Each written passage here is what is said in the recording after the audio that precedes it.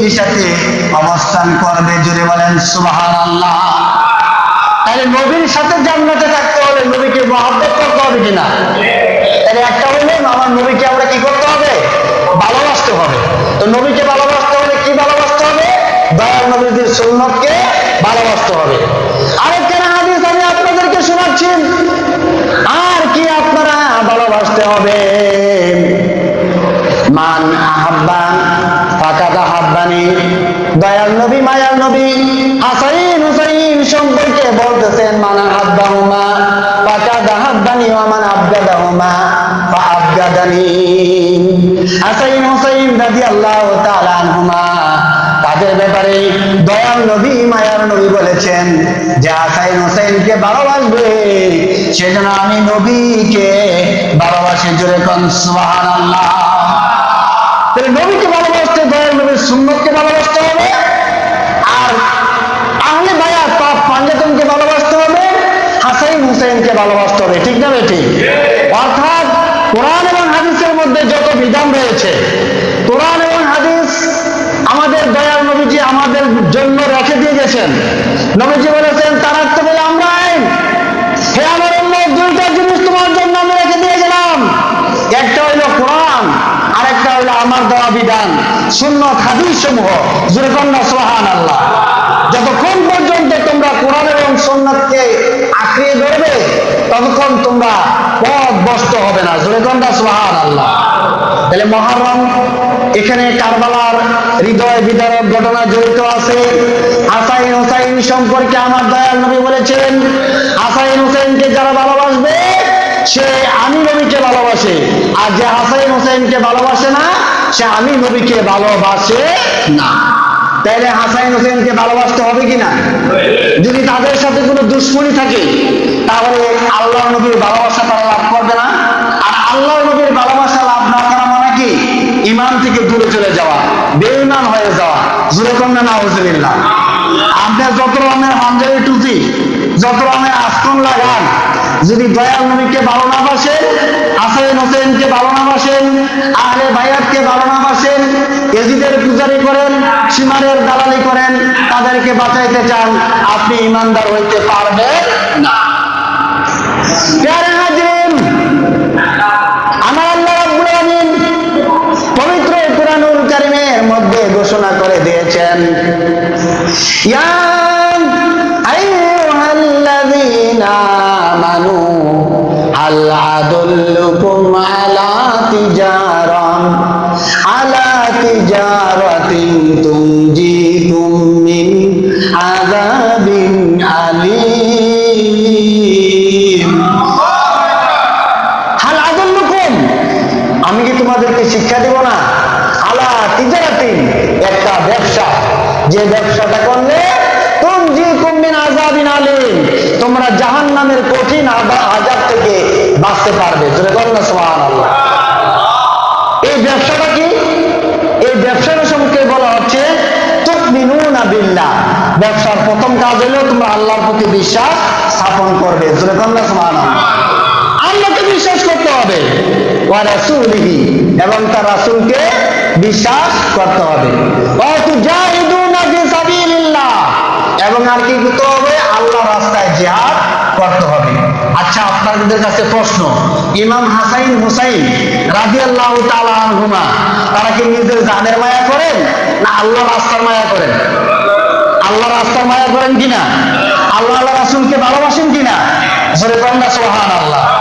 কিছু লোকে বুঝাইতে লাগলো, এজিদের যে পাওয়ার, এজিদের যে শক্তি, এখন যদি তুমি এজিদের বিরুদ্ধে কথা কও, এজিদের বায়াত গ্রহণ না করো, আর যদি রাজা মনে না করো, আর তুমি যদি নিজেকে প্রজা মনে না করো, বোঝানোর জন্য বলছি, যদি বায়াত গ্রহণ না করো, নিজেকে যদি সত্য মনে না করো, এজিদের কাছে যদি নিজের জীবনকে বিলাইয়া না দাও, তাহলে তো এজিদ তোমাকে মাইরা ফেলবে।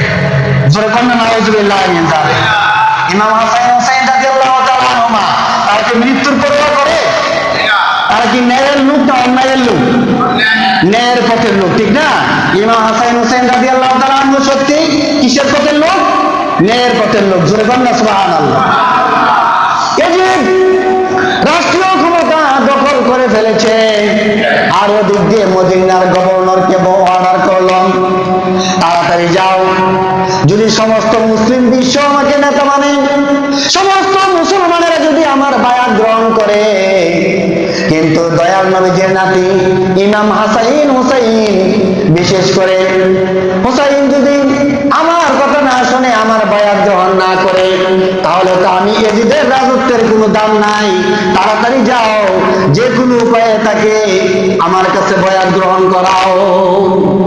গেছে মদিনার গভর্নর যায় বলতে লাগলো, এজিদের পক্ষ থেকে আপনার স্পেশাল খবর। কি খবর? এজিদ তো সারা এলাকা দখল করে ফেলছে, এখন শুধু মদিনাতুল মুনাওয়ারা বাকি আছে। আপনি তার বয়ান গ্রহণ করেন নাই, মদিনার লোকেরা বয়ান গ্রহণ করেন নাই। আপনি যা চান তাই দেওয়া হবে। আপনি যদি কোটি কোটি মুদ্রা চান, টাকা পয়সা চান, আপনাকে দেওয়া হবে। মদিনার গভর্নর চান, তাও আপনাকে দেওয়া হবে। খালি এজিদের বায়াতটা আপনি গ্রহণ করেন। মনে করেন আপনার টাকা পয়সা, সোনা গয়না, আপনি যা চান তাই পাবেন। হুসাইন ডাক দিয়ে বলেন, টাকার জন্য আমি দুনিয়ার জমিনে আসে নাই, দুনিয়ার সম্পদের লালসা আমি করি না। আমি চাই এজিদের মতো একটা দুশ্চরিত্র লোক থেকে মুসলিম বিশ্বকে, মুসলিম জানকে আমি রক্ষা করতে চাই। কুফাবাসী থেকে হাজার হাজার চিঠি আমার কাছে আসছে, 1 লক্ষ লোকের মতো কুফায়, যারা এখনো এজিদকে খলিফা গ্রহণ করে নাই। প্রয়োজনে আমি কুফায় চলে যাব, মদিনা মুনাওয়ারায় থাকতে পারি, তারপরেও আমি এজিদের বর্ষতা স্বীকার করব না।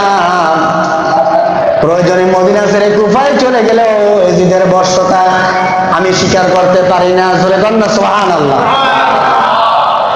স্বীকার তো করলেন না, তাকে নেতৃত্ব গ্রহণ করলেন না। ইমাম হুসাইন রাদিয়াল্লাহু তাআলা আনহু চাইলেন একটা কোনোভাবে শুরু হয়ে যাও, এজিদ মুসলিম জাহান থেকে দূরে চলে যাও। ওই দিক দিয়ে কুফাবাসী হাজার হাজার চিঠি হুসাইনকে দিতে লাগলো। এ হুসাইন রাদিয়াল্লাহু তাআলা আনহু, এজিদের মতো পাপিষ্ঠ লোককে আমরা নেতা মানতে চাই না। আপনি কুফায় চলে আসেন, কুফায় চলে আসলে আমরা আপনার নেতৃত্ব গ্রহণ করব। আপনি দয়া করে আসেন। একটা দুইটা চিঠি নয়, 6000 চিঠি ইমাম হুসাইন রাদিয়াল্লাহু তাআলা আনহুর নিকটে কুফা থেকে পৌঁছেছে। জোরে বলেন না সুবহানাল্লাহ। তাদের নাম দেওয়া আছে, তাদের বাবার নাম দেওয়া আছে, গ্রামের নাম দেওয়া আছে, চিঠিগুলো পাঠাইছে। ইমাম হুসাইন রাদিয়াল্লাহু তাআলা আনহু পরীক্ষা করার জন্য মুসলিম বিন আকিল রাদিয়াল্লাহু তাআলা আনহুকে পাঠাইলেন, যান আপনি যান, কুফায় যাইয়া পরীক্ষা করে আসেন, আসলে কি তারা সত্য বলে না মিথ্যা বলে। তারা আমি হুসাইনকে নেতৃত্বে মানবে, তারা কি আমার বয়াত গ্রহণ করবে নাকি করবে না, যান আপনি একটু দেখে আসেন। মুসলিম বিন আকিল গেলেন, তার 2টা ছেলে গেল, যারা দেখলেন যে কুফাবাসী সব ঠিকঠাক, 100% সবাই বলতে লাগলো ইমাম হুসাইন আসলে আমরা ওনার বয়াত গ্রহণ করব। আর 4000-এর মতো লোক, 4000-এর চেয়েও বেশি, তারা ইমাম হুসাইনের নিকটে বয়াত গ্রহণ করে ফেলেছে। জোরে বলেন না সুবহানাল্লাহ। মুসলিম বিন আকিল চিঠি লিখলেন, ইমাম হুসাইন রাদিয়াল্লাহু তাআলা আনহু, আপনি তাড়াতাড়ি কুফায় আসেন, কুফার লোকেরা আপনার জন্য অপেক্ষা করছে। ইমাম হুসাইন রাদিয়াল্লাহু তাআলা আনহু এই হাজার হাজার চিঠি পাইয়া তার পরিবারের লোকজন সহ 73 জন মানুষ নিয়ে তিনি কুফার দিকে রওনা হলেন। তিনি যুদ্ধের জন্য যান নাই, তিনি ধ্বংসযজ্ঞের জন্য যান নাই, কুফাবাসীর আমন্ত্রণে যাইতেছেন। কারবালার প্রান্তরে যখন গেলেন, আর এজিদ বাহিনী তাকে ঘেরাও করে ফেললেন।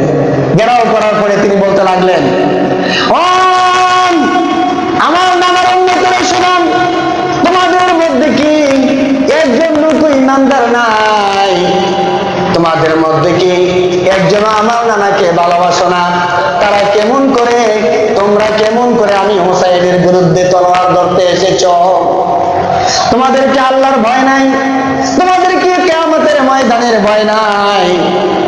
কেন তোমরা এরকম করছো? তোমাদের যদি আমার ভালো না লাগে, তাহলে আমি মদিনা থেকে এসেছি, মদিনার দিকে আমাকে ফিরে যাইতে দাও। এবার তারা মনে মনে ভাবলো, মদিনায় যদি ইমাম হুসাইনকে পাঠাইয়া দেয়, তাহলে তো আমরা এজিদের সম্মান লাভ করতে পারবো না। যদি হুসাইনকে মারতে পারি, যা হুসাইনকে ধরে এজিদের নিকটে নিয়ে যেতে পারি, তাইলে না আমাদের সম্মান বাঁচবে। তারা ইমাম হুসাইনের কথাকে কর্ণপাত করলো না। সেখানে ইমাম হুসাইনের ফতোয়া হয়ে গেল যে তোমাদের মধ্যে কি একজন ইমানদার নাই? তোমাদের মধ্যে কি একজন আল্লাহওয়ালা নাই? তোমাদের মধ্যে কি একজন ইমাম হুসাইন হাসাইন আহলে বায়াতের ভালোবাসার লোক নাই?